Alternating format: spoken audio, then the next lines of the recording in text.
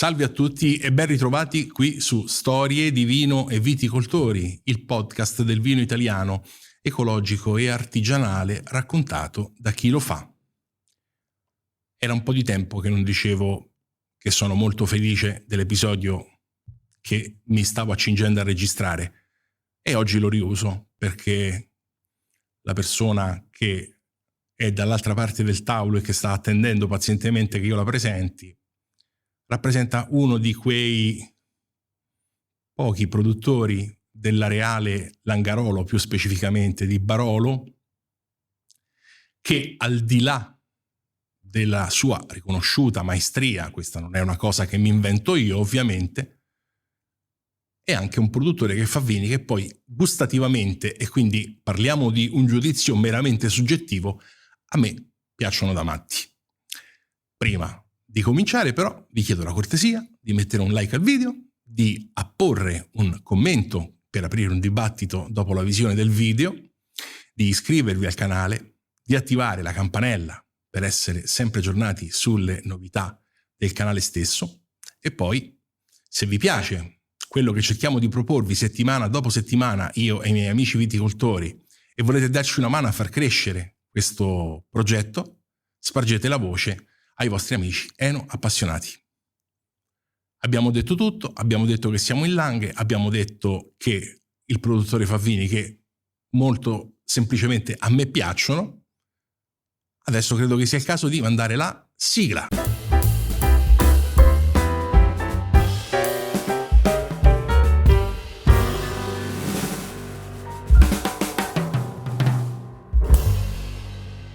Ebbene, sciogliamo il mistero, l'avrete capito di chi stiamo parlando perché la sua cantina è omonima, quindi c'è poco da girarci intorno e poi è anche scritto nel titolo dell'episodio, per cui ulteriormente poche ragioni per girarci intorno, quindi andiamo diretti al punto e salutiamo l'ospite di oggi che è Ferdinando Principiano. Buongiorno Ferdinando. Ciao Francesco, buongiorno. Allora, avrei tante domande da farti,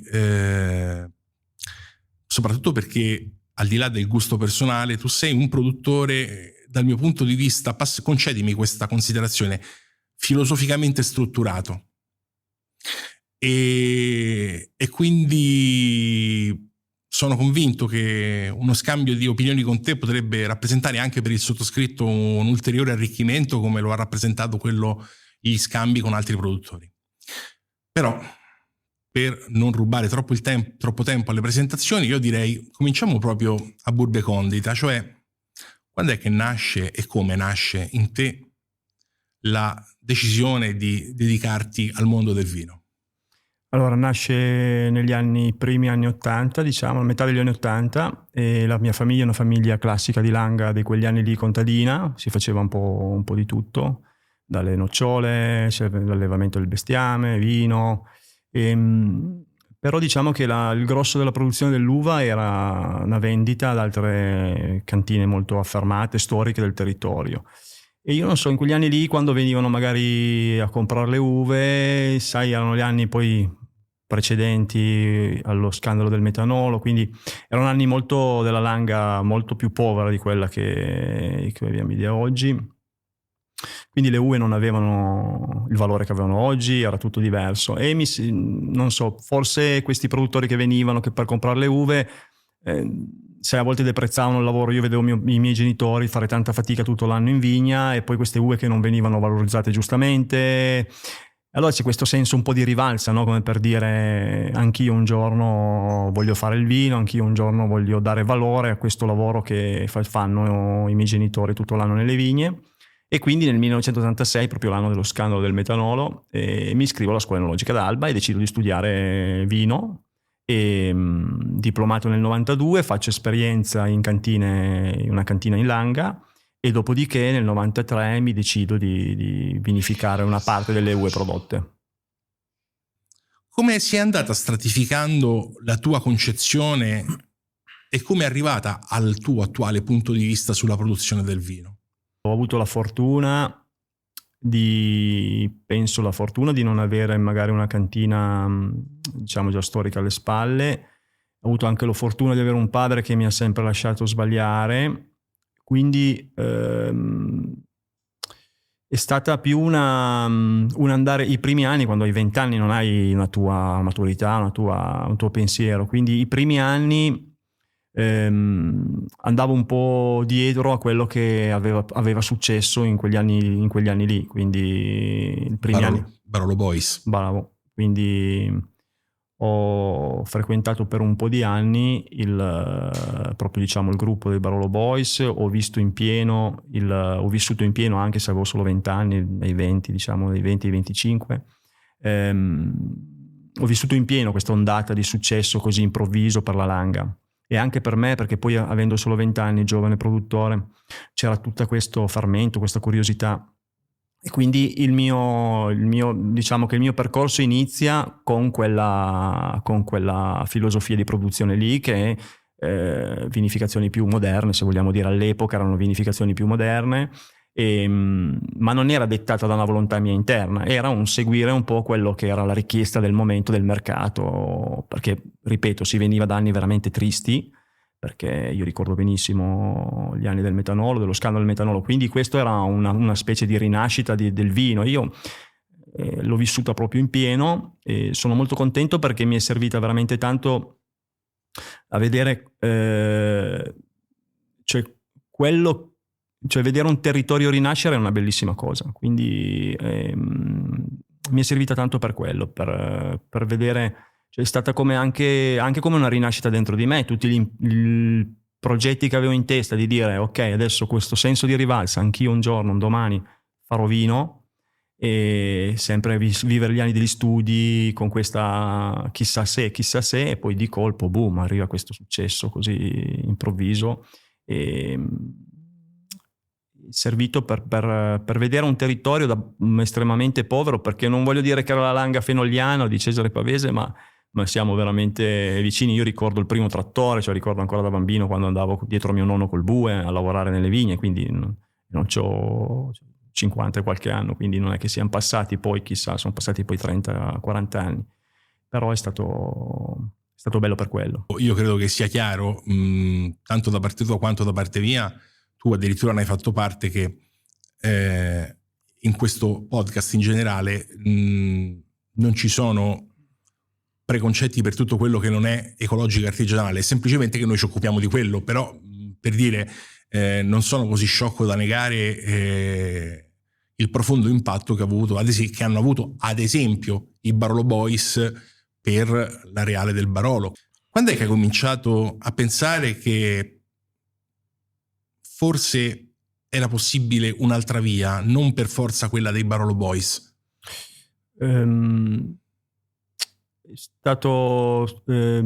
Sono stati più punti, più momenti, non c'è una cosa che mi ha fatto cambiare idea.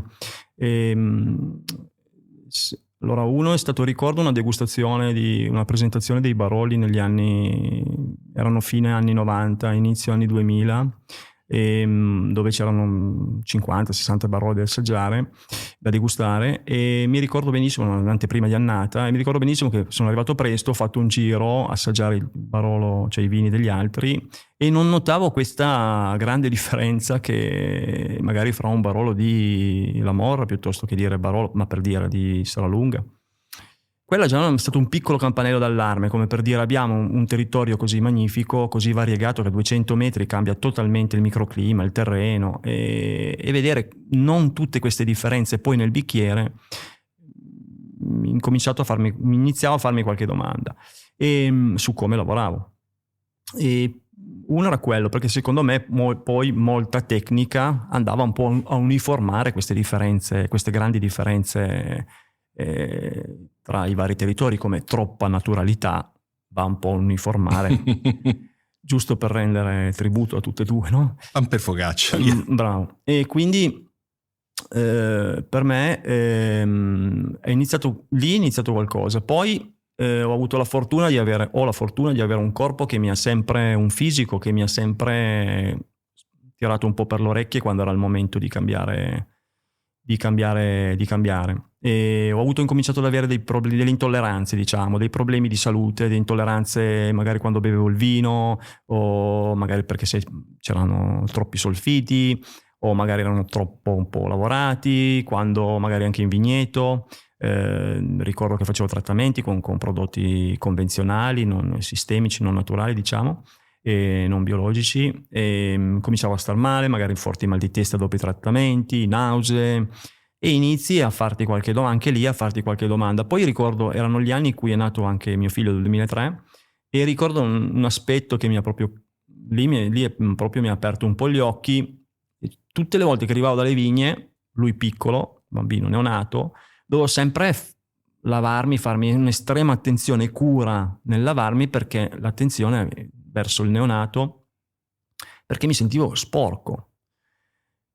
Tipo, non so, uno che lavora, non lo so, sentivo proprio questa cosa dicevo, sai, poi cominci ogni tanto rifletti, dici, ma porca miseria, lavoro tutto il giorno fuori in natura e arrivo a casa e per prendere mio figlio in braccio devo lavarmi. Una decontaminazione. Una decontaminazione, bravissimo, tipo da centrale nucleare, cioè una cosa, e anche quella è stata una cosa che mi ha veramente colpito e mi ha incominciato a far riflettere. E da lì, tramite un'amicizia, un ragazzo che mi frequentava, che beveva, che comprava i miei vini, ma che frequentava anche molto il mondo, diciamo, dei vini naturali, biologici, iniziò anche lui a mettermi curiosità, magari negli assaggi, nelle cose, e da lì partì tutto, anche e soprattutto quando iniziai a vedere che alcuni baroli che io in quegli anni lì avevo sempre snobbato,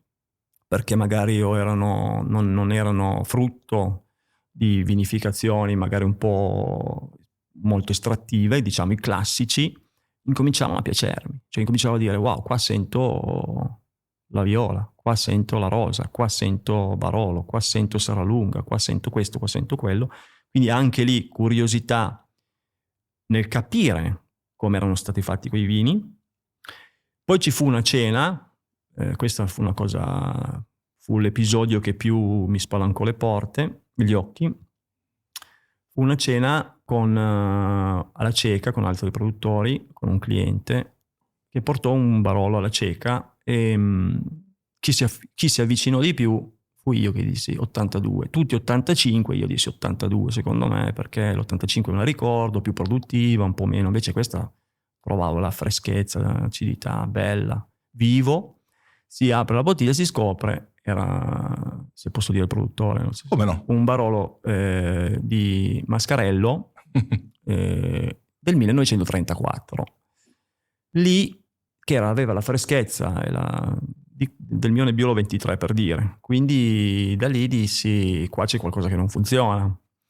Perché poi andai a casa, riassaggiai il mio Barolo di 4-5 anni, era tutt'altra roba, non aveva questa vivacità, non aveva questa freschezza. Quindi ho detto, qui c'è qualcosa che non funziona. Da lì ho iniziato veramente a fare un lavoro di ricerca su testi storici del territorio. Per 2 o 3 anni veramente ho cercato cioè mi è venuta come una nuova, cioè dentro un nuovo rinascimento, ma dentro di me, che prima mi ero affidato veramente molto alla tecnica, però questo, ripeto, è stata una parentesi fondamentale della mia produzione, che posso ringraziare, perché oggi i vini che si fanno oggi è perché secondo me quella tecnica me la porto dietro, e so magari quando è il momento, quando non è il momento di dire ok, qui non si fa nulla, no, qui magari forse è meglio fare un travaso, quindi è stato molto importante quella tecnica. Però da lì ho incominciato a capire che c'era qualcos'altro che non conoscevo, che era la storia del territorio, perché se un vino del 1934 aveva ancora quella freschezza, e un Barolo era qualcosa di unico, era ancora vivo, quindi c'era una storia di un territorio che dovevo andare a conoscere, dovevo capire.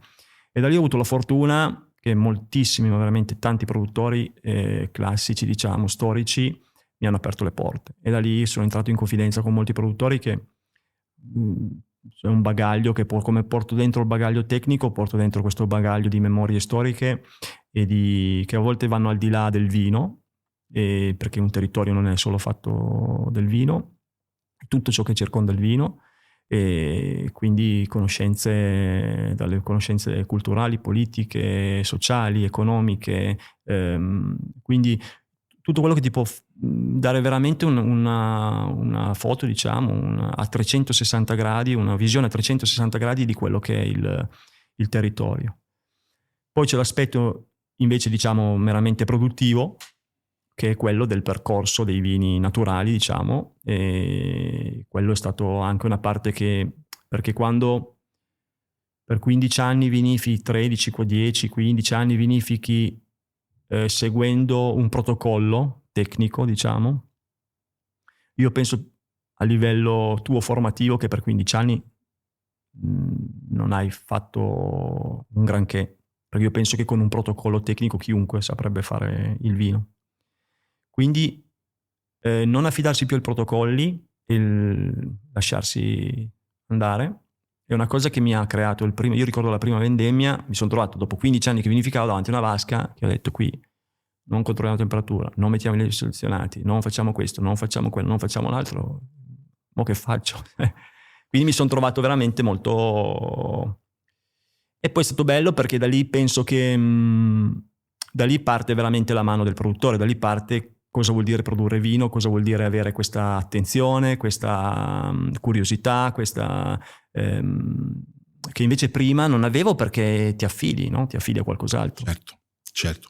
Questa tua inversione a U, definiamola così, è sempre lei che ha fatto sì che tu praticamente negli ultimi 2 anni hai fatto, come posso dire, agrariamente, ma più che agrariamente proprio a livello di espansione della tua cantina, hai fatto quello che hai fatto? Dici quello che hai fatto intanto e poi... Sì, negli ultimi 2 anni abbiamo ridotto la dimensione aziendale, eravamo arrivati a 22 ettari e oggi siamo a 7 ettari, quindi abbiamo ridotto dei 2/3 la dimensione dell'azienda. Come mai hai deciso di fare questo passo? Premetto che è un bel passo, perché è costato diversi anni di mugugni, e quindi però ce l'ho fatta e sto meglio, quindi dovevo farlo. Anche lì non è mai una sola cosa che ti fa. Venivo da avvicinarsi il vino naturale, organico, chiamiamolo come vogliamo, cioè questo tipo di vinificazione, di produzione ti avvicina di più alla natura, e avvicinandoti di più alla natura sei più vicino alla madre terra e sei più vicino a te stesso, perché è a quello che è veramente dentro di te. Incomincio a capire qual era l'esigenza con il Covid. Abbiamo, nella sfortuna del Covid, io ho avuto la fortuna di che avevamo questi 4-5 mesi, 6 mesi in cui nessuna telefonata, l'azienda chiusa, tutti a casa. Noi potevamo ancora andare in vigna, però questa completa assenza di contatti, questa tranquillità, diciamo, mi ha permesso di vivere un po' più, di capire, di tornare un po' più a un ritmo più naturale, più umano, di capire un po', veramente di analizzare veramente qual era il mio percorso, e lì ho sentito che l'esigenza sai, oggi si parla molto di sostenibilità ambientale, sostenibilità economica, ma poco di sostenibilità umana. Io ho sentito l'esigenza perché vedevo, io stavo meglio, mia moglie stava meglio, i miei dipendenti stavano meglio e vedevo proprio le facce più riposate. Potremmo usare un vecchio motto che fu rilanciato da un premier italiano di cui non faccio il nome, ma chi si interessa proprio un minimo di cose politiche si ricorderà chi l'ha detto, e il motto era lavorare meno, lavorare meglio. Quindi sì, sono perfettamente d'accordo con te, e credo che questo vada anche, tra virgolette, a legarsi questa tua, come dire, presa di coscienza del fatto che si stava meglio a dover faticare di meno per voi e per il vostro e per le persone che vi danno una mano a lavorare. Questa cosa si vada a come dire, insomma, concatenare anche con il principio che differenzia quella che è una crescita cosiddetta consapevole da una crescita compulsiva, che invece è un prodotto tipicamente consumistico. Sì. quella è stata una delle cose più importanti, perché avevo notato che in quegli anni ero cresciuto in modo compulsivo e non consapevole. Cosa vuol dire? Vuol dire che ogni cosa che avevo messo in piedi e fatto non era un bisogno reale, ma era perché non ero consapevole realmente di quello che volevo, ma era più perché magari le cose vanno bene, sai, c'è richiesta, i vini vanno bene, quindi pianto una nuova vigna, faccio. E sai, quando poi dici, ma tutto questo mi crea benessere o cosa mi crea? E a livello economico può creare benessere, ma a livello personale, se poi dopo sono a 360 gradi, sempre impegnato, non ho tempo, perché il benessere è qualcosa di interno, non è qualcosa che noi andiamo a coprire con la bevuta, la mangiata, l'uscita con gli amici, no, è quando uno, se sei da solo, se stai bene, ok? E quindi quando hai bisogno di queste cose qua per star bene vuol dire che c'è qualcosa che non funziona. Quindi questa consapevolezza è di dire ok, questo mi serve, no, questo non mi serve. E anche io penso che sia anche una consapevolezza su quello, perché noi dobbiamo, cioè da recenti studi, quando io pianto un aratro in una terra, una zappa, una fresa, io vado a uccidere l'equivalente di organismi viventi che non siano vegetali, parlo dai microrganismi fino agli insetti, fino all'animale che non può più andare a pascolare. Cioè su un ettaro, io quando entro con una macchina agricola e rivolto il terreno, quindi lo preparo per una nuova vigna, io vado a uccidere in media a ettaro l'equivalente di un vitello di animali. È necessario quando il 30% del vino prodotto nel mondo è in esubero. Cioè vuol dire che una bottiglia su 3 è in esubero.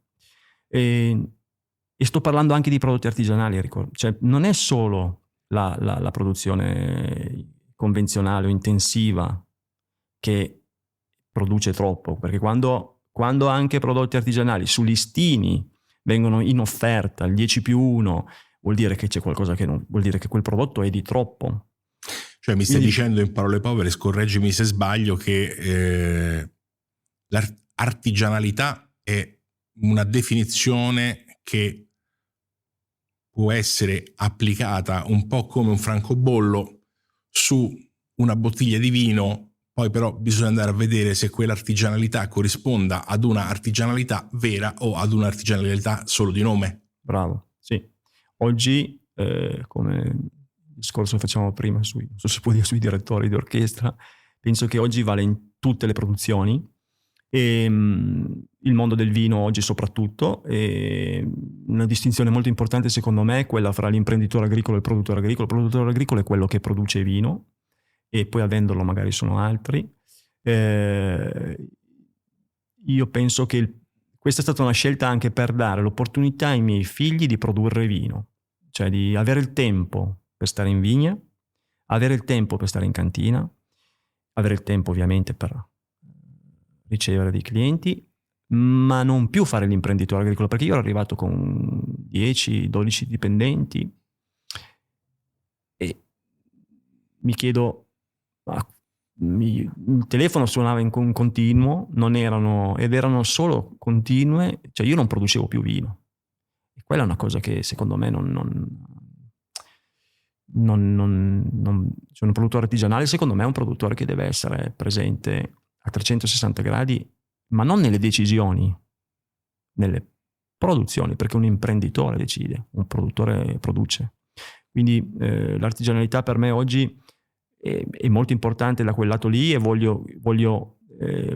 che i miei figli avessero l'occasione di fare quello che ho fatto io, cioè di produrre vino, e di capire come si produce il vino.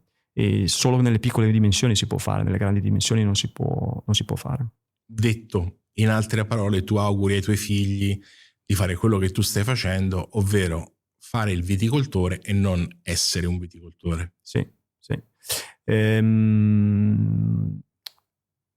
Sì, quella è una distinzione molto importante, secondo me, perché molte volte confondiamo l'essere con il fare.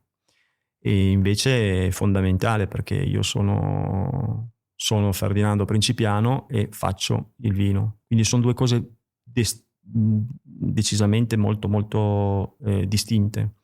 E sono le cose che ti permettono al di là del mondo del vino, di avere una vita, quindi essere, fare il vino, ma tutto quell'essere va a arricchire moltissimo il fare, perché tutto quello che io posso avere, quello che può arricchire come bagaglio, come personale, se io riesco a trasmetterlo in quello che faccio, cioè anche quel vino lì avrà una dimensione tridimensionale, quadridimensionale.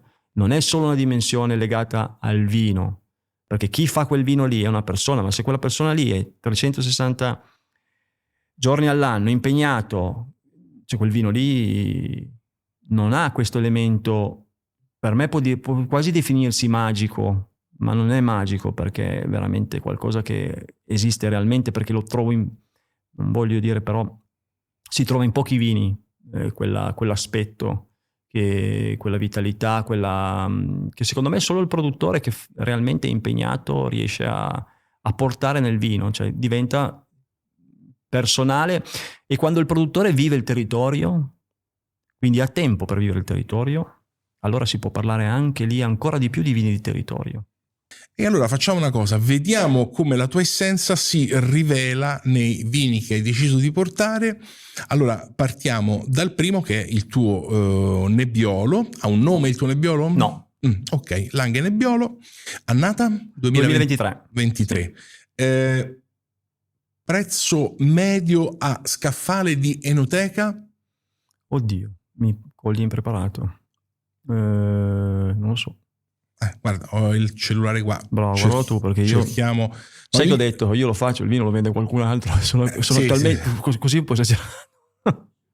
Dai 19 ai 21. Hai ragione. Sì. Abbiamo detto il prezzo, abbiamo detto l'annata. A questo punto, Ferdinando, raccontami come lo produci mentre io lo assaggio. Ok, è una classica vinificazione in rosso. Le uve vengono pigiate, non c'è aggiunta di solforosa fino alla diciamo alla post malolattica. È una vinificazione in acciaio, facciamo circa 2-3 settimane, dipende dalla vendemmia ovviamente, e rimontaggi, semplici rimontaggi, normalmente in piena fermentazione 2 al giorno, altrimenti anche di meno. Questo avviene per circa, come dicevo prima, 2-3 settimane, dipende. E poi quando il vino è secco sviniamo, e fermentazione malolatica, visto che non c'è inoculo ovviamente di lieviti, visto che non viene messa anche la solforosa, parte subito dopo la malolattica, inoculo di messa un po' di solforosa, e poi acciaio fino all'imbottigliamento, diciamo. Allora io direi che parlare di questo vino potrebbe sembrare molto semplice, e tutto sommato il fatto che si riesca a parlare di un vino in maniera semplice non è per niente una nota negativa, anzi tutt'altro è una nota positiva, perché vuol dire che è un vino assolutamente intellegibile. Però nella sua intellegibilità va detto... scusa, una domanda. Le uve che utilizzate per questo Nebbiolo vengono un po' da tutte le areali vostre, oppure viene da un areale specifico? No, scusami, non te l'ho detto. Viene da un areale specifico, che è la parte più alta di Monforte. Siamo appena fuori dalla zona di Barolo, della zona, del Barolo, di produzione del Barolo a Monforte d'Alba. Siamo verso sud, però è considerata alta perché non è un sud caldo, diciamo, perché andiamo in direzione dell'Alta Langa e delle Alpi Marittime, quindi è un sud freddo, diciamo. Siamo sui 550 metri, quasi 600 metri, e siamo su un terreno decisamente misto, non è così calcareo come Serralunga, come le parti alte di Monforte. Siamo su un terreno un po' più misto, e tutto in quella zona lì. No, te lo chiedevo per due ragioni. La prima, perché una volta terminato di dire questo vino è estremamente intellegibile, ti avete detto, sebbene possa sembrare addirittura addirittura un vino valtellinese.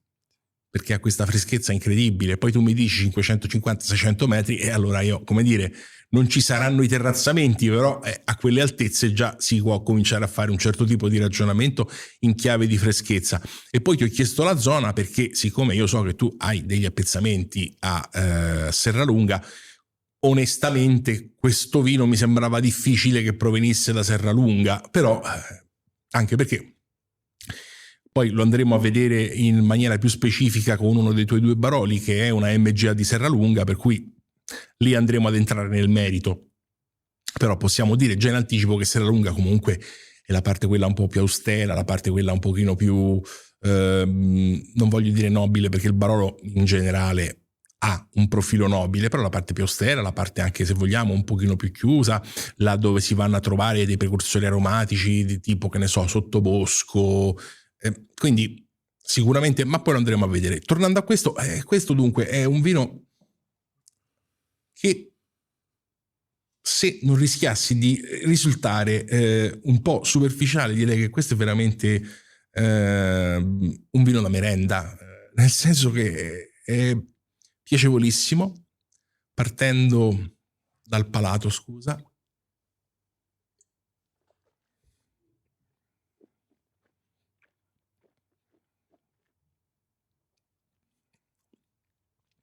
Nel palato ci sono 3 aspetti che vanno presi in considerazione. Sicuramente il primo è la freschezza citrica, unita ad una punta, veramente una punta, un accenno di morbidezza che però fa il suo lavoro, cioè conferire quella quota piccola ma necessaria di tendenza dolce. Per fare un esempio, con un frutto che non c'entra niente con questo vino, è un po' come quando si mangiano le mele, ad esempio le Pink Lady o le Red Moon, che sono mele, tra l'altro rosse o rosa all'interno, la cui caratteristica principale è una acidità citrica, e poi hanno quel piccolo tocco, quel piccolo tasso di, in quel caso non di tendenza dolce, ma proprio di zuccheri, di fruttosio, che rende questa, come dire, questo bilanciamento estremamente godibile per il palato, o, detto in altri termini, è la famosa teoria del bicchiere di limonata. Cioè, se io ti do un bicchiere dove dentro ci ho spremuto mezzo limone così e ti invito a berlo, probabilmente lo bevi, ma insomma non è che sia tutto sto piacere.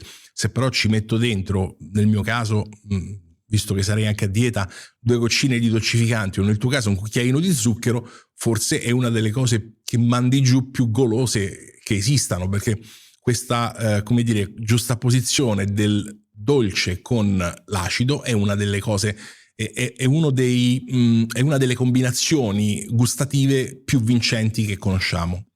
Un po' come l'umami con il sapido, per dire. Detto questo, c'è anche una quota di tannini gentilissimi, e soprattutto sono tannini che non si avvertono appena portato in bocca il vino. Sono tannini che cominciano a lavorare in un secondo momento e che soprattutto emergono in tutta la loro chiarezza nel momento in cui si è deglutito il vino, per cui, come dire, rimane solo la persistenza, che ovviamente è meno intensa della sensazione tattile e gustativa mentre il vino è in bocca. La persistenza chiaramente cala di intensità e quindi emerge la parte tannica, una parte tannica che comunque, ripeto, è una parte tannica estremamente levigata, e non sono neanche tantissimi, sono una quantità comprensibile. Per quanto riguarda i profumi, parliamo di un vino che gioca le sue carte all'interno di uno spettro fruttato rosso anche leggermente acido, quindi parliamo di un arcobaleno che parte dalla fragolina di bosco, passa per la melagrana, tocca l'arancia sanguinella, tocca un ribes rosso. Insomma, io mi fermerei anche qui, nel senso che è inutile che stiamo a fare la lenzuolata di profumi. Per quanto riguarda l'aspetto vegetale / floreale, sicuramente questo vino è più floreale che vegetale, e nella fattispecie questo vino, di solito quando si parla dei Baroli si parla sempre di questo il petalo appassito di violetta, no? O addirittura il purpurri di viola. Non è questo il caso. Qui siamo più proprio in un bel mazzo di rose rosse fresche, diciamo. E se non si fosse capito, questo è un vino che grida freschezza da ogni punto di vista lo si osservi. Sicuramente la parte speziata è una parte molto delicata, quindi non è eccessivamente presente. Io ci sento un po' di garriga, a dire la verità, e un tocco di tabacco biondo leggermente umido, ma niente di più, insomma, mi fermerei qui.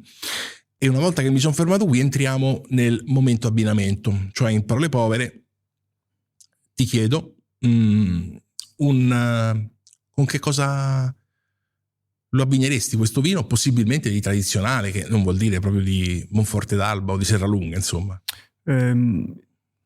Diciamo che proprio la morte sua sarebbe con un formaggio fresco. E con i formaggi freschi è qualcosa di...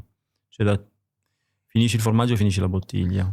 Allora, sono d'accordo, poi ti do il mio, ti do la mia impressione, però già che ci siamo, ti viene in mente qualche formaggio fresco di semplice reperibilità anche fuori dal Piemonte? Te lo dico perché la ratio di questo momento abbinamento è quello di suggerire a chi ci ascolta qualcosa che lui possa o comprare con una relativa facilità, certo, oppure cucinare con relativa facilità, perché dice vabbè, io questa cosa la so preparare, oppure questo alimento so dove andare a procacciarmelo. Qualsiasi toma fresca di capra, pecora, è veramente una roba da compulsiva, purtroppo. Senti, ti faccio una domanda perché non ne sono sicuro, non conosco abbastanza bene questo vino, perché di solito bevo i tuoi Baroli, però il tuo Nebbiolo non l'avrò bevuto massimo 2 volte in tutta la mia vita, quindi non ne sono così sicuro. Ma se anziché una toma ci spingiamo ad avere proprio un caprino fresco? Sì. Dicevo prima, formaggio fresco, qualsiasi cosa che sia una toma ovviamente non stagionata, quello che volevo dire. Sì, un caprino fresco, veramente io trovo che in tutti questi anni di bevute è proprio fantastico. Poi è uno dei pochi vini, secondo me, rossi, che ha un abbinamento con il pesce, che può avere un abbinamento con il pesce. E poi vabbè, tutto quello che può essere carne bianca, e secondo me è fantastico, quindi un coniglio, e tutto quello che può essere una pasta, cioè tra lasciarelle e verdure, però tutto quello che può essere una pasta, classico spaghetto, cioè una pasta semplice. Certo. Quindi non una pasta lavorata, una pasta particolarmente, anche un sugo più semplice. Chiaro. Quindi questo penso che possano essere gli abbinamenti ideali. Allora io ti rispondo partendo anch'io dal formaggio e ti dico un formaggio francese a pasta morbida che è il camembert, e per quanto riguarda il formaggio italiano non ci vedrei male una scamorza, però non scamorza, cioè scamorza affumicata ma non stagionata, sì. Sempre fresca. Sì. E per quanto riguarda il pesce sono d'accordo con te, chiaramente il pesce dovrebbe essere, io lo vedo bene con un pesce d'acqua dolce ma un pochino grasso, tipo un luccio, tipo un persico reale, ecco, queste cose così, però già mi rendo conto che comincio a dire degli abbinamenti che non sono proprio delle cose che uno trova così con grande facilità. Le carni bianche? Sì, secondo me è l'ideale. Sicuramente, ma anche molto banalmente tu l'hai citato e sono perfettamente d'accordo con te, un coniglio fatto, non mi viene il nome, ma comunque fatto in teglia al forno, semplice, con un po' di patate, semplice, un po' di rosmarino, niente di più. Se poi uno vuole proprio una cosa un pochino più, come dire, insomma, elaborata, ecco, mettiamola così, allora mi viene in mente un piatto che sa preparare magistralmente la moglie di mio cugino, che è marchigiana, che è il coniglio in porchetta, che è veramente un gran piatto, però insomma non mi dilungo oltre. Allora passiamo al Barolo. Sì, il Barolo Ravera. Barolo Ravera di Monforte. Monforte d'Alba. Sì. Annata? 2021. Questo, se non sbaglio, a scaffale siamo intorno ai 60? Sì, più o meno, sì. Ok, prego. Dunque parto un attimo dal vigneto. Siamo a Monforte, siamo nella parte più a sud sempre di Monforte, che anche in questo caso vuol dire la parte più alta, siamo sui 400 metri, e se guardiamo invece la zona di produzione del Barolo siamo a sud-est della zona di produzione del Barolo, quindi vuol dire in direzione dell'Alta Langa. E, siamo su un vigneto del 1934, quindi il vigneto più vecchio di proprietà e uno dei più vigneti storici anche della zona. Vorrei solo dire due parole sul vigneto, perché oltre all'età è un clone Miquette, quindi anche questa è una particolarità che ormai è rara da trovare. E poi è la coltivazione, il tipo di coltivazione di agricoltura che facciamo in questo vigneto, che è molto pendente, e ha una pendenza che non è solito avere nella zona del Barolo, è più tipo Roero, diciamo zona Moscato, e quindi viene lavorato tutto a mano, non possiamo entrare con i mezzi. È stato il primo vigneto che nel 2002 ho, diciamo, da convenzionale, è stato il primo vigneto in cui mi sono occupato di agricoltura biologica, e cosa dire, per diversi anni abbiamo avuto diverse collaborazioni con l'università per vedere la biodiversità del vigneto. Oggi dal 2000, adesso non ricordo bene, ma comunque sono già 5 o 6 anni che c'è un progetto dove l'erba viene falciata a mano con una falce, non usiamo neanche più dei cespugliatori, quindi quello è anche un aspetto che lo rende unico. E poi passiamo al vino. L'altro aspetto che dimenticavo è il terreno. Nonostante siamo nelle parti più alte di Monforte, confinanti con le parti più alte di Serralunga, qui c'è un terreno sabbioso, perché normalmente qua abbiamo in questa zona qua abbiamo una preponderanza di calcare. Invece in questo caso il terreno è più sabbioso. Quindi darà al vino un profilo un po' più anomalo, diciamo, per queste parti qua di Monforte, queste parti più alte della zona del Barolo. E anomalo vuol dire che è un po' più baroleggiante, un po' più lamorreggiante, diciamo, se si può dire. Vinificazione. Allora, vinificazione è una classica, non cambia nulla come il Nebbiolo, come ti ho detto prima per il Nebbiolo. Quello che cambia è il tempo di macerazione, dato che è un vino con più struttura, diciamo, più concentrazione, magari fermenta una settimana in più rispetto al Nebbiolo, quindi in totale si può parlare di circa un mese, 4 settimane circa di macerazione sulle bucce, poi quando è secco viene svinato, anche lì malolattica, e vinificazione sempre in acciaio. Anche qua malolattica, post malolattica la prima solfitazione, poi viene messo 2 anni in legno. In questo caso si tratta di un'unica botte da circa 30-35 ettolitri, rovere di Slavonia, e dopodiché viene messo in bottiglia. Bene, mentre tu parlavi io prendevo un pochino di appunti, perché insomma il Nebbiolo puoi pure fare una degustazione veloce senza prendere appunti. Qui c'era bisogno di segnarsi qualche cosina in più, perché tutto a mente non te lo puoi tenere. Allora partiamo dalla situazione della parte tattile, diciamo, del palato, e qui la prima cosa che si avverte inevitabilmente è che la quota e l'incisività dei tannini aumenta. Questo però non va a discapito di acidità e morbidezza glicerica. Chiaramente fatta 10 la presenza di acidità, la presenza di morbidezza glicerica siamo tra il 2 e il 3, tanto per dare una indicazione di massima. La chiusura di questo vino, come dire, sottolinea anche una certa poi componente sapida, che mentre che il vino è nel palato è un pochino più complessa da rintracciare, ma perché questo è un vino che ha degli aromi che per via retroolfattiva passano nel naso, che tendono un po' a distrarre dal palato, perché sono aromi particolarmente piacevoli, diciamo. E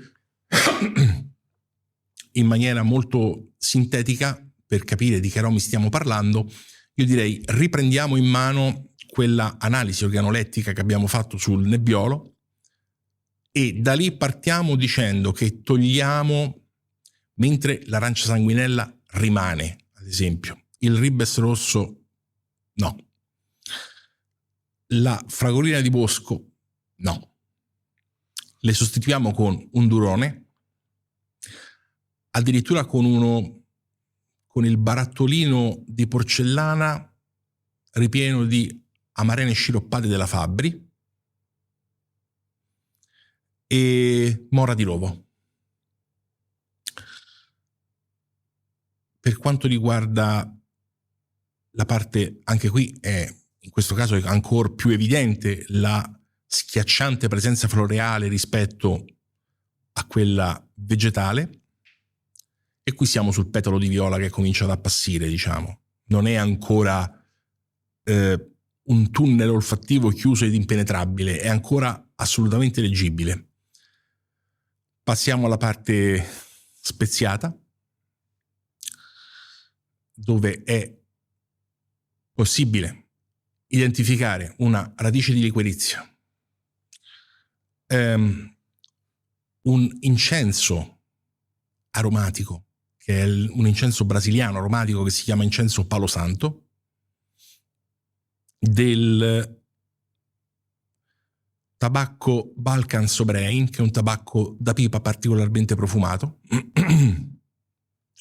e poi del cuoio umido di vacchetta. E qui avrei, diciamo, chiuso la parte descrittiva del vino, e a questo punto ti rimando la palla sempre con il momento abbinamento. A te la parola.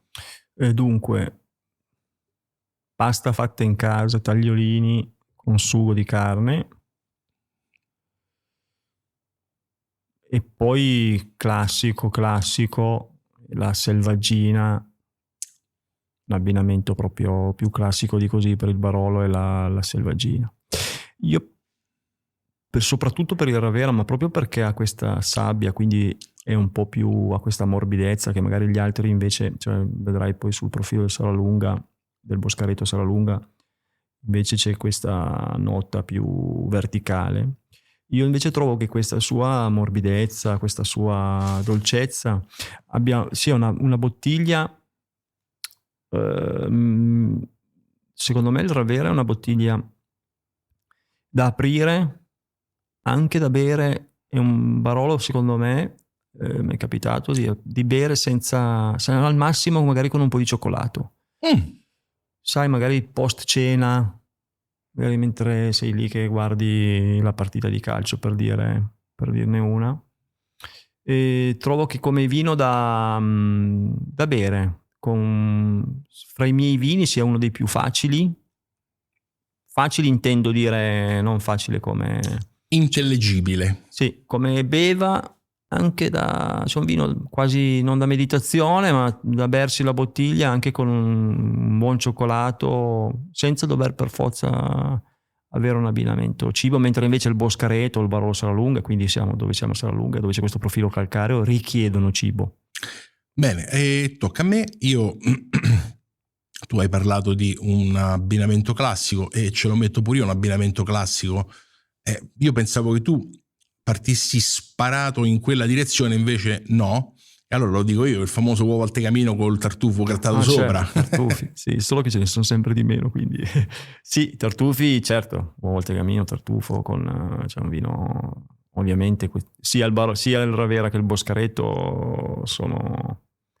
Eppure, invece ti dico una cosa, invece, a proposito di questo Ravera, lo sai che partiamo da un presupposto. Io sono un pochino fuori di testa a volte quando si tratta di degustare vini, però nel mio essere appunto un po' fuori di testa, ma tu lo sai che io quasi quasi questo vino con un paio di gradi di meno, non di più, perché sennò dopo i tannini veramente ti tagliano la bocca, con una qualche forma di pesce io ci proverei, tipo, che ne so, per essere più chiari, certo non è che se ci faccio un salmerino, però un cacciucco piuttosto che un brodetto all'anconetana, cioè quelle zuppe di pesce con il sugo di pomodoro molto tirato, diciamo, servito ecco intorno ai 14 gradi, non di meno.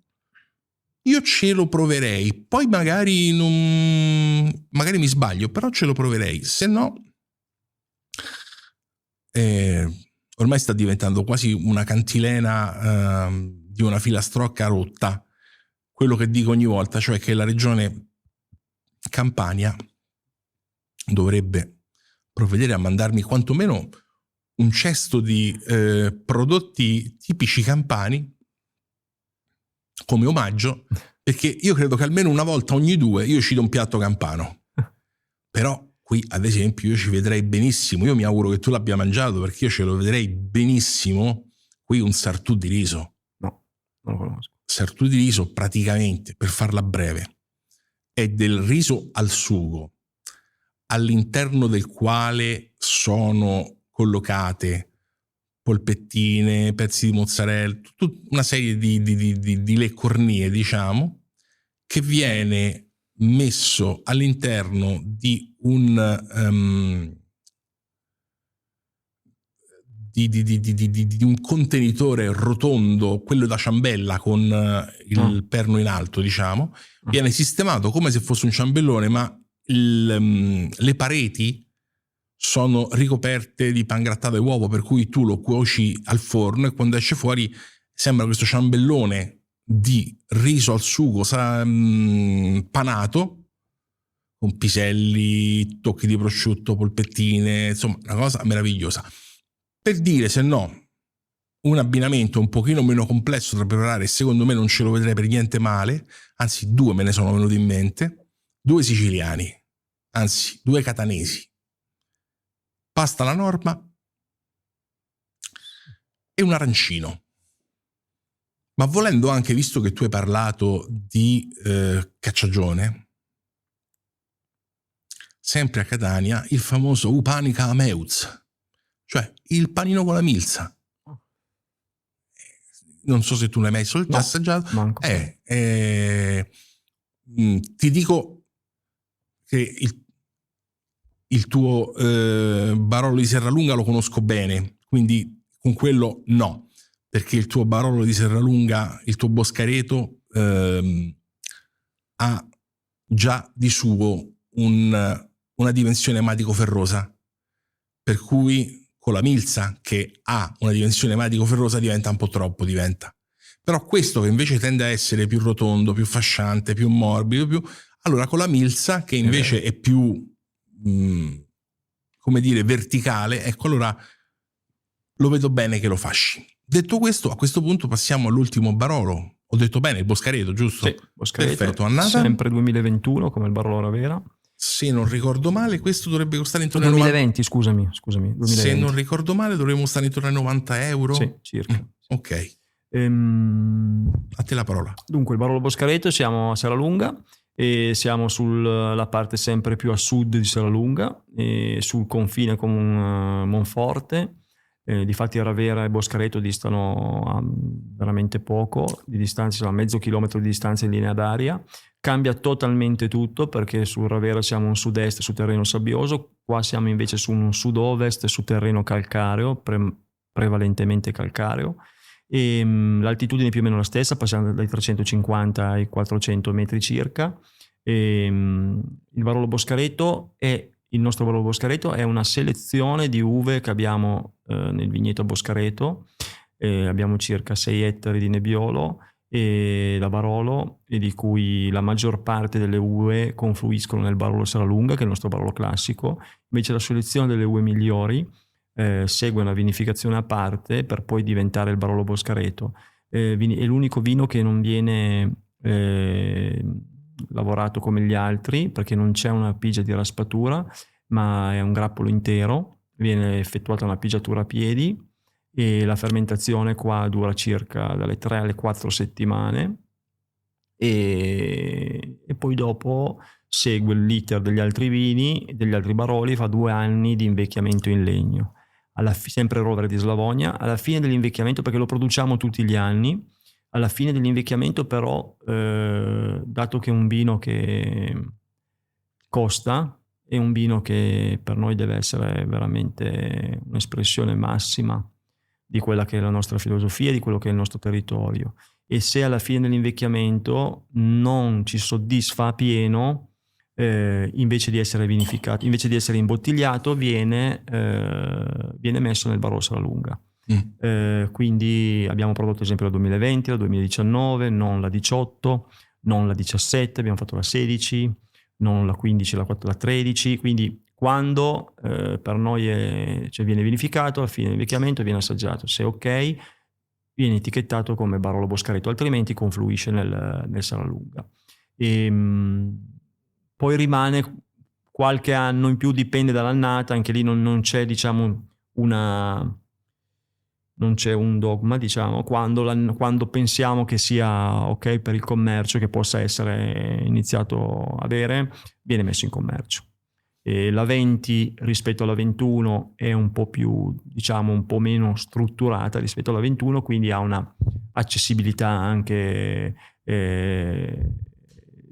prima del solito, quindi è in commercio. Ora abbiamo la 20. Allora, io intanto evidenzierei una cosa, nel caso non si fosse già capita, ma io ho piacere a sottolinearla, che è chiaro che queste sono 3 facce, ma sono 3 facce della stessa medaglia, quindi bisogna immaginare una medaglia a 3 facce. Non semplice, ma si può fare. Nel senso che comunque io credo che questi 3 vini che stiamo assaggiando sono 3 vini che mantengono tutti e 3 un grado di bevibilità, una semplicità di approccio decisamente notevole, e non è così scontato quando si parla di Barolo. Andiamo a capire di cosa stiamo parlando.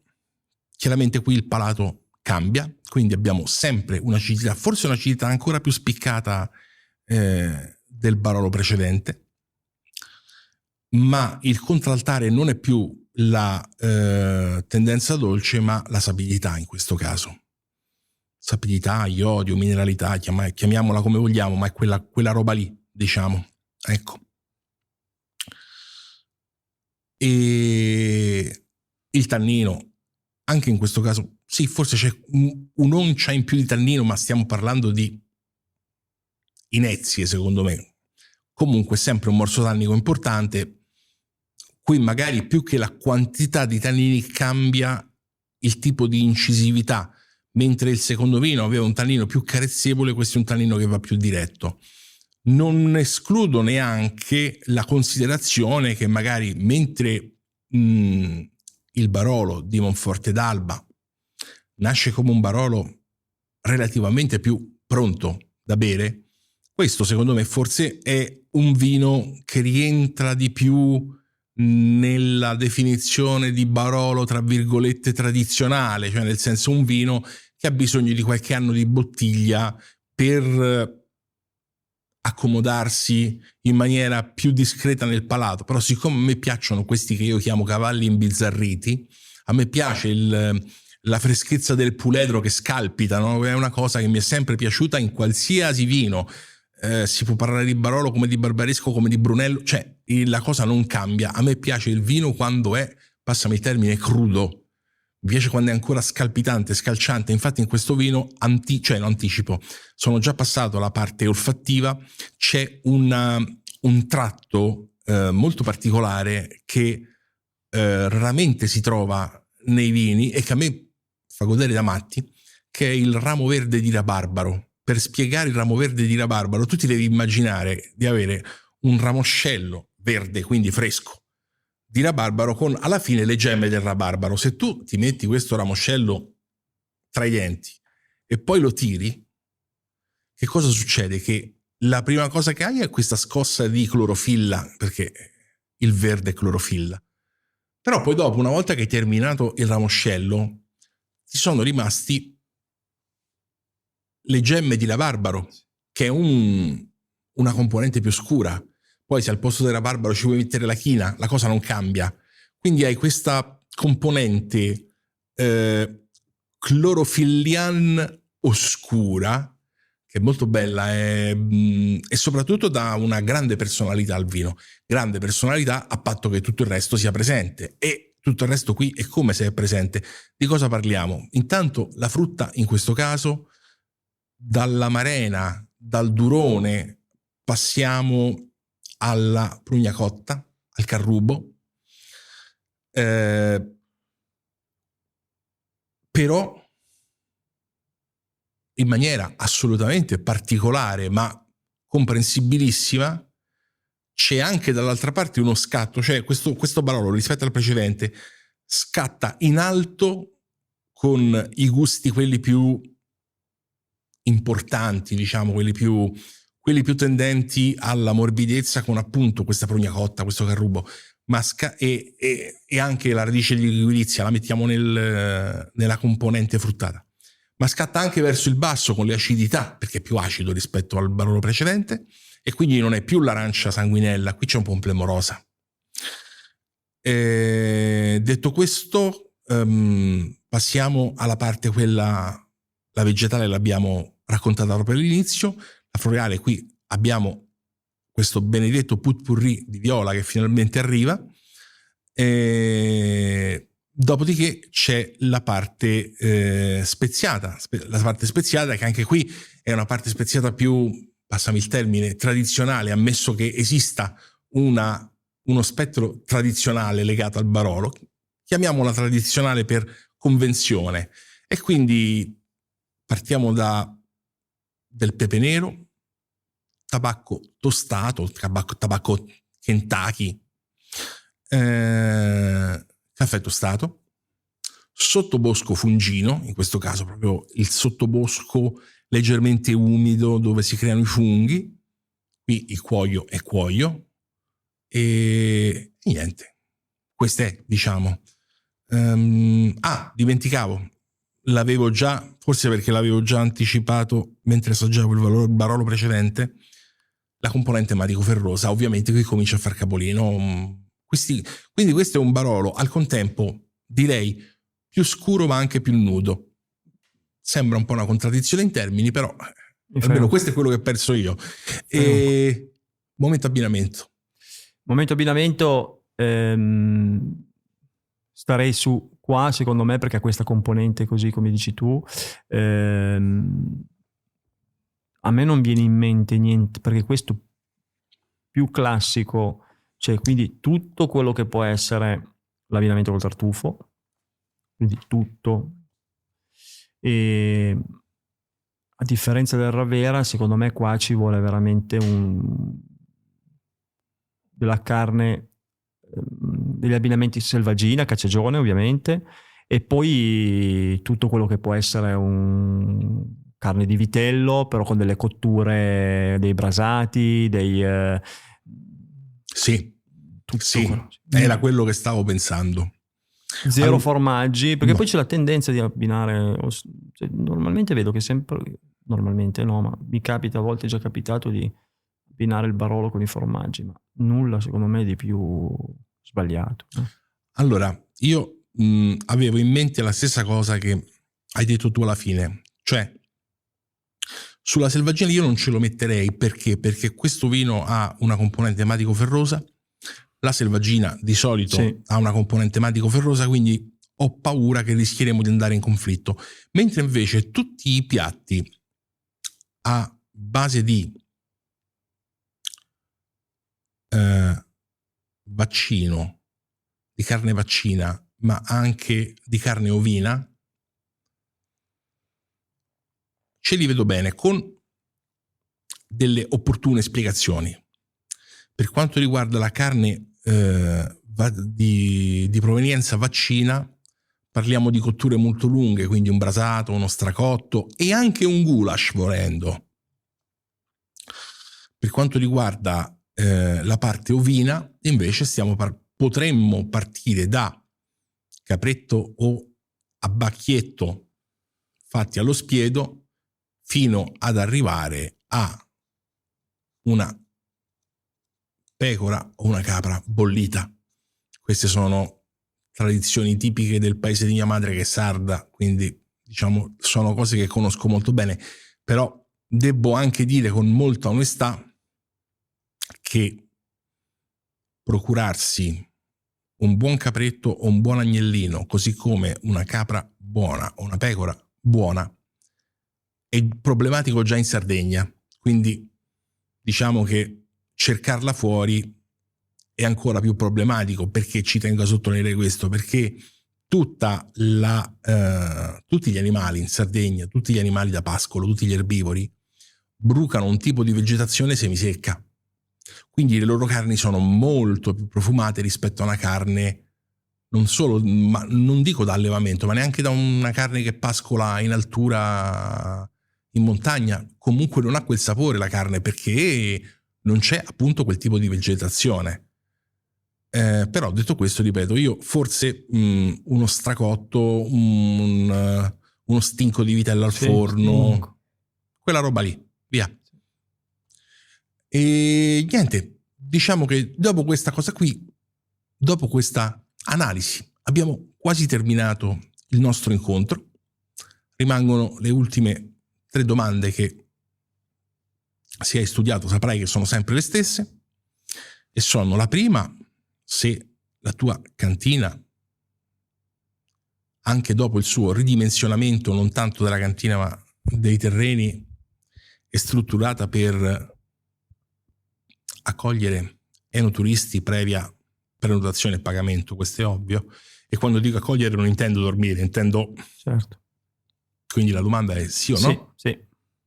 Accogliamo ovviamente previa prenotazione, certo. Gruppi non più grandi di 10-12 persone, perché la dimensione non è enorme, però dal lunedì al venerdì e il sabato e la domenica normalmente siamo chiusi. Mi sembra giusto. E questa è la prima domanda, già che ci siamo. Sempre così almeno... per il essere e fare. Assolutamente, sempre per l'essere e il fare. E già che ci siamo, ti faccio una domanda sempre in merito a questo aspetto, cioè poniamo che vengano in cantina appunto e che qualcuno magari dopo aver assaggiato i vini dica: a me questo vino mi piace, me ne voglio portare a casa qualche bottiglia. È possibile acquistare in cantina? Sì, è possibile. Ok, perfetto. Seconda domanda, dopo la visita in cantina, alcuni enoturisti ti chiedono dove li mandi a mangiare senza allontanarsi troppo dalla cantina, che, come dico sempre, non vuol dire un ristorante a 20 metri, ma neanche uno a 200 chilometri. Un ristorante dove puoi indicargli dove andare a mangiare con 2 caratteristiche, ovvero che la cucina sia una cucina di buon livello e che in carta ci siano i vini a firma Ferdinando Principiano. Osteria dell'Arco Cissone. Ah? Cissone. Cissone non la conosco. Non siamo ovviamente a 200 chilometri, ma siamo una ventina, 15-20 minuti dalla cantina, e siamo ancora più sempre verso sud, siamo leggermente fuori dalle mete blasonate di Langa, e è un paesino che è in Alta Langa, siamo, ripeto, 15 minuti di macchina da Monforte, e un'osteria dove si possono mangiare di buon livello, piatti della tradizione, questo è molto importante, c'è una ricerca sulle materie prime fenomenale, producono anche molte materie prime, le producono loro, c'è una carta dei vini naturali, cioè con attenzione al biologico, diciamo, artigianale, fantastica, ci sono un sacco di vini di annate anche un po' più indietro, diciamo, retro sul Barolo, che non è facile, oggigiorno non è più facile da trovare, e nulla, è il nostro, diciamo, posto del cuore. Il vostro buon retiro. Sì, il nostro posto. Se devo andare da solo con mia moglie a mangiare, vado lì. Bene, ultima domanda. Immagina di non essere un viticoltore, ma di essere un sommelier che nella sua enoteca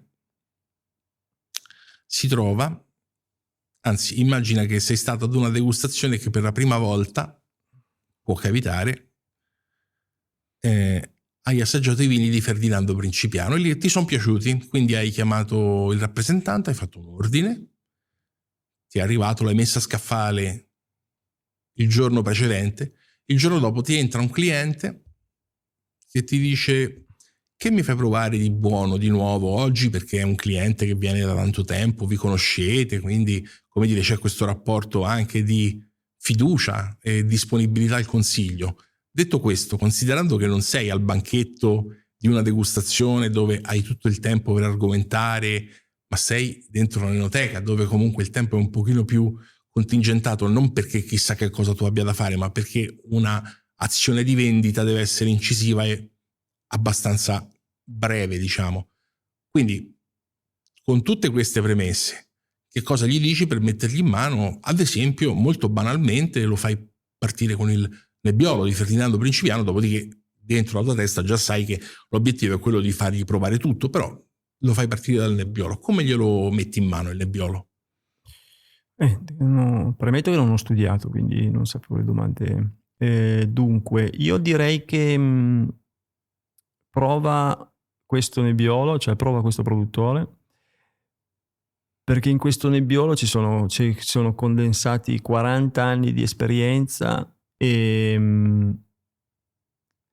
vorrei dire 40 anni in cui c'è una condensazione di un sacco di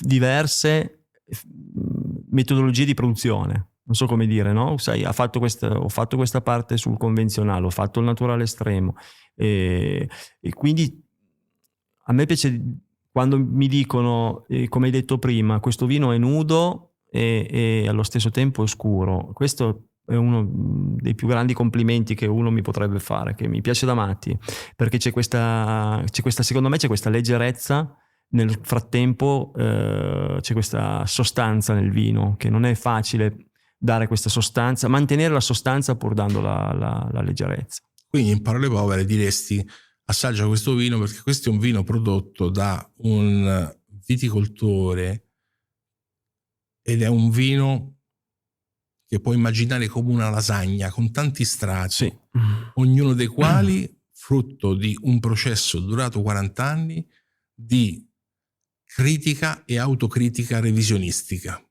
Bravo. Qualcosa ancora mi ricordo. Bene Ferdinando, e possiamo dire che la nostra chiacchierata finisce qui. A me non rimane da fare altro che ringraziarti per la tua disponibilità, perché insomma il tuo è un nome che io non mi nascondo, dà prestigio a questa rubrica che cerco di portare avanti con molto piacere, e quindi per questa ragione non posso che dirti grazie mille. Grazie a te Francesco, veramente è stato un privilegio per me venire qua e parlare un po' di vita, è bello. E per quanto riguarda voi, se siete arrivati fino a qua, io mi auguro che siate arrivati fino a qua, non mi rimane molto altro da fare se non ringraziarvi, augurarvi buon fine settimana e darvi appuntamento alla settimana prossima, sempre qui, sempre su Storie di Vino e Viticoltori. Arrivederci.